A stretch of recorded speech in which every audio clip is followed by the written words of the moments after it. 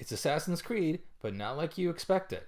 I'm Jeff from GamerPops, and this is our review of Assassin's Creed Chronicles China for the PS4 and Xbox One.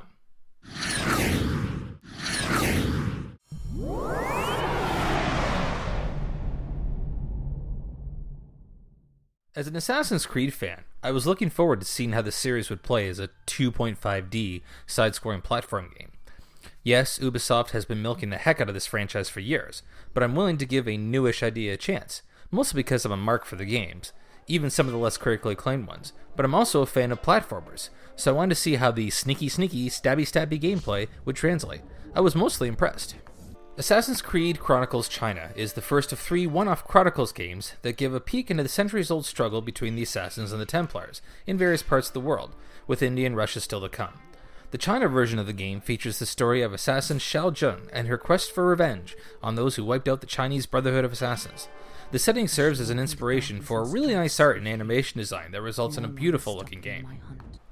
Chronicles China will let you have some choice in how you want to attack a level, like the main games, but some methods are better than others, and stealth is heavily encouraged. For one, Xiao Zheng is relatively weak, not capable of taking much damage, even when upgraded, and that doesn't happen a lot. You could go in, guns a-blazing, but you just can't take on an army of enemies like you would with Ezio, Edward, and company. Also, each level gives you a score based on how well you do. Not only is there a score chasing element involved, but there are also 1 or 2 extra abilities you can unlock by reaching certain thresholds. You get more points by taking the sneaky route than you do by playing Rambo. If you try to be a hero, you'll die a lot, and you won't get the good upgrades. Consider then each area in a level a puzzle. You need to plot out how you're going to sneak past the guards by observing their patrol patterns. Thankfully, each guard shows a cone of vision.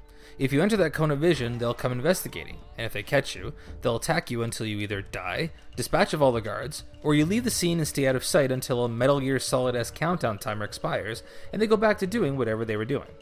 This brings back the more strategic planning elements of the mainline games. There are also a few escape sequences where you need to get the heck out of Dodge. Fortunately, most guards are running for their lives too, so it's more about parkouring out of trouble with these levels. Control-wise, the 2D side-scrolling nature of the game makes it a bit easier to control than its brethren, and most of the time Xiao Zheng does what I want her to do. Of course, it wouldn't be an Assassin's Creed game without the protagonist zigging when you want them to zag, or climbing the wrong way on a ledge. It's better than it is in the 3D games to be sure, but it's not 100% tightly controlled, and maybe that's just asking too much given the parkour nature of this franchise in this game.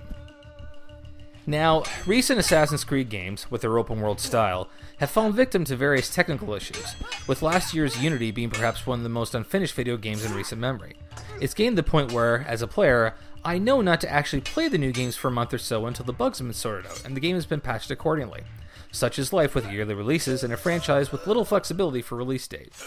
Still, side-scrolling games should in theory not be nearly as problematic since you have limited area to play in. But somehow I still ran into a few technical problems with the game.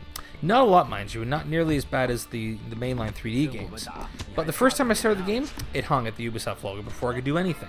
Another time I fell into the water, but instead of respawning like you're supposed to in that situation, I just kept falling through the water, forcing me to restart from the last checkpoint. I have no doubt there will be patches, but Ubisoft does have a real quality control problem right now.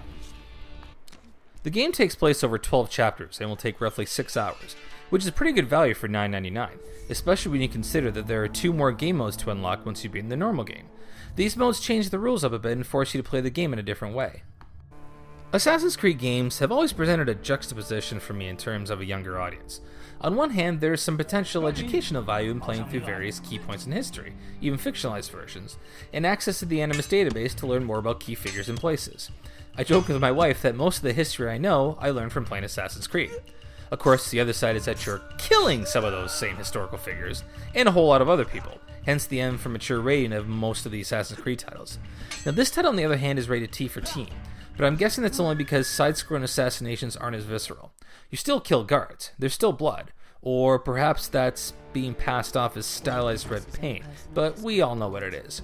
I'd still be hesitant to let younger kids play this game, though a teenager can handle no problem. For gaming dads and moms, this might actually be better than the mainline games for when the kids go to sleep. As a smaller game, it's much more focused. You simply go from level to level without all the crazy side quests, activities, and complex systems of the regular games.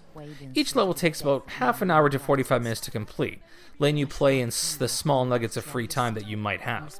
I could hit a level or two before bedtime and not have to worry about playing the wrong side quest that would keep me up until 1 in the morning. So, all in all, a fun, nice little departure from the regular series of Assassin's Creed games, and honestly, I'm looking forward to playing the next 2 installments in the series.